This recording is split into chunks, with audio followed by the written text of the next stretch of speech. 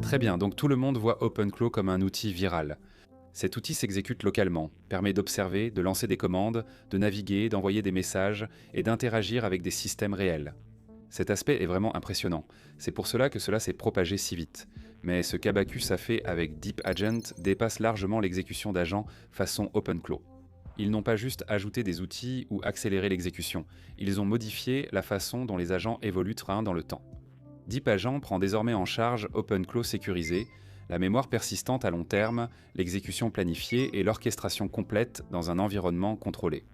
Et ces quatre éléments réunis résolvent discrètement les plus gros problèmes auxquels les gens sont confrontés dès qu'ils essaient d'utiliser des agents pour quelque chose de sérieux. Au lieu d'introduire avec une longue histoire, nommons clairement les améliorations pour que vous sachiez de quoi il s'agit. OpenClaw sécurisé signifie des agents de type OpenClaw fonctionnant dans un environnement géré, certifié SOC de type 2, avec des données chiffrées, un accès basé sur les rôles et des machines virtuelles isolées. La mémoire persistante signifie que l'agent conserve le contexte, les décisions, les préférences et les résultats d'une exécution à l'autre, au lieu de tout réinitialiser. À chaque exécution, les tâches planifiées permettent à l'agent de se réveiller, vérifier ses informations et continuer son travail sans votre intervention.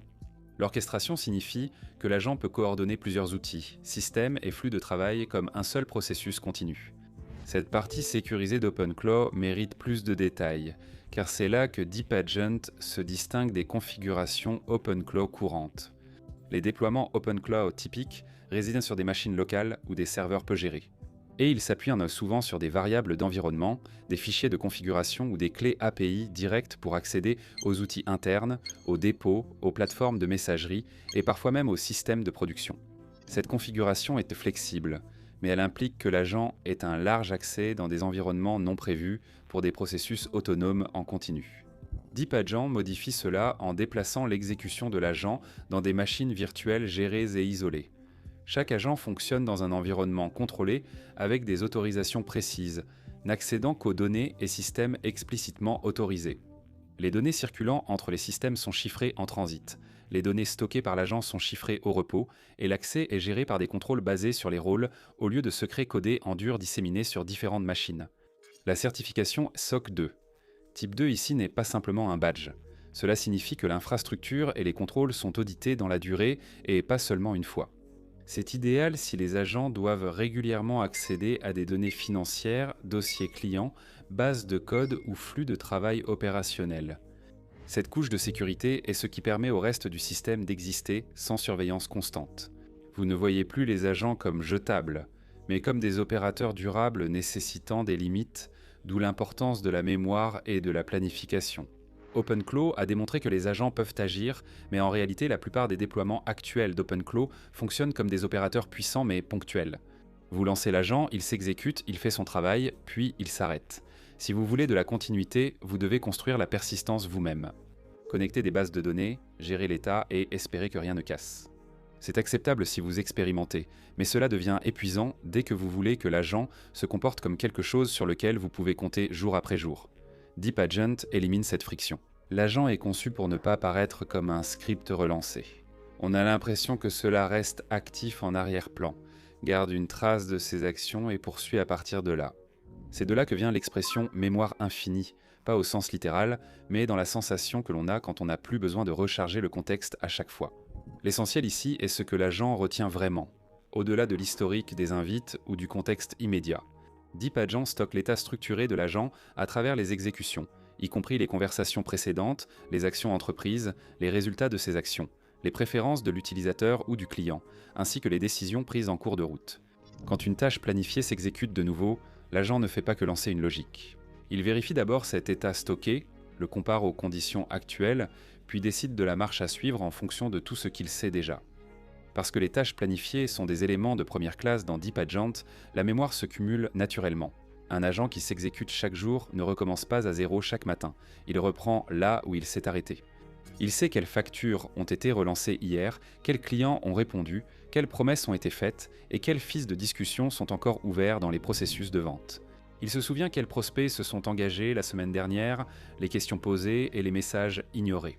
Dans l'analyse de sentiments, il se souvient des distributions de données précédentes et compare les nouveaux signaux au schéma historique au lieu de générer des rapports isolés. Ce qui permet vraiment tout cela, c'est le fait que l'agent n'opère plus de manière isolée. Parce qu'il fonctionne selon un calendrier et conserve son état d'une exécution à l'autre, son comportement ne se réinitialise pas et ne dérive pas de façon aléatoire. Chaque exécution s'appuie sur la précédente, ce qui signifie que l'amélioration se produit naturellement au fil du temps, sans qu'il soit nécessaire d'intervenir constamment pour le guider ou le corriger. On le ressent immédiatement. Dans des flux de travail très ordinaires, prenons le suivi des factures, car c'est l'une de ces tâches que tout le monde pense être facile, mais qui, d'une manière ou d'une autre, passe toujours à travers les mailles du filet. Une facture est envoyée, l'échéance passe, on prévoit de relancer. Puis la vie continue et soudain, plus personne ne sait quoi faire. Ce qui a déjà été dit, la réaction du client la dernière fois, ou si une relance légère ou plus ferme s'impose.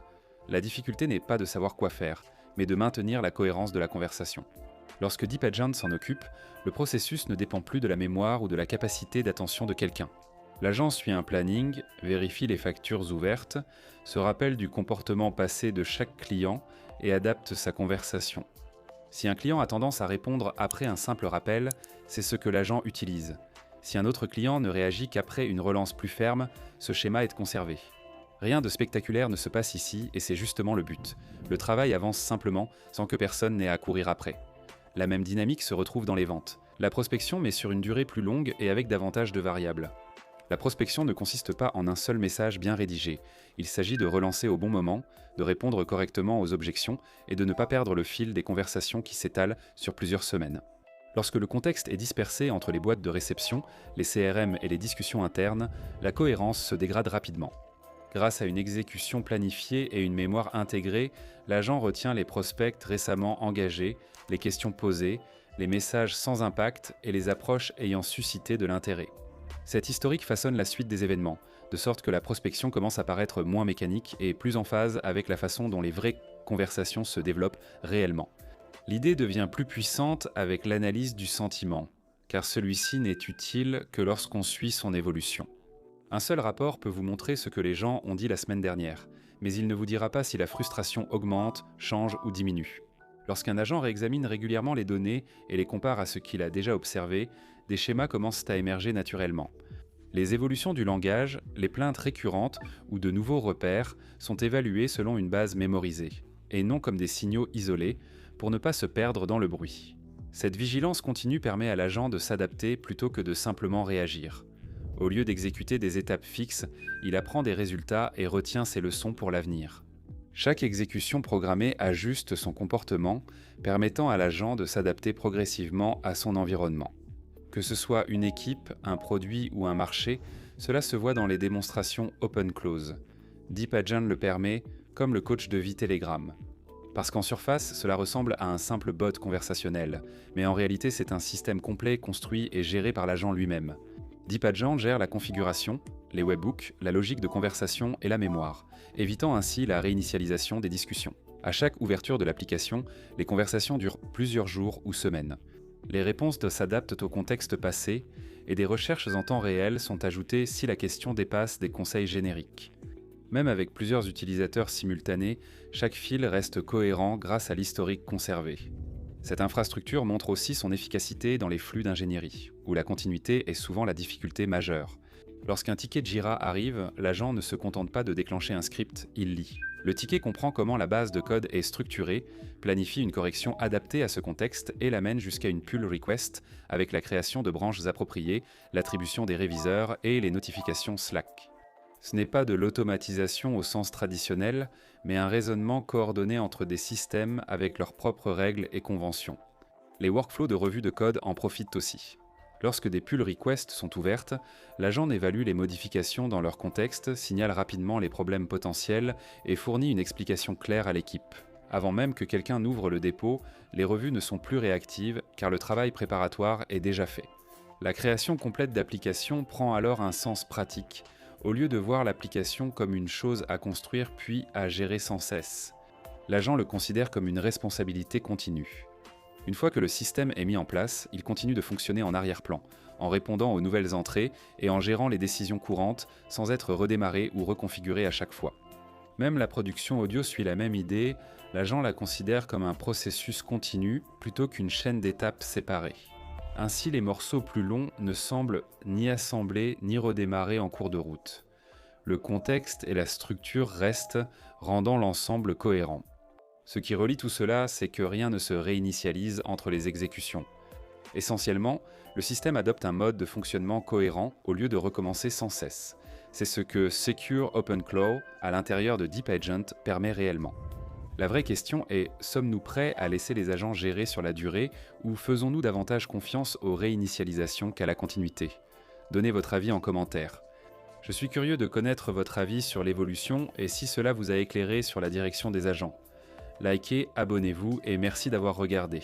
À la prochaine vidéo.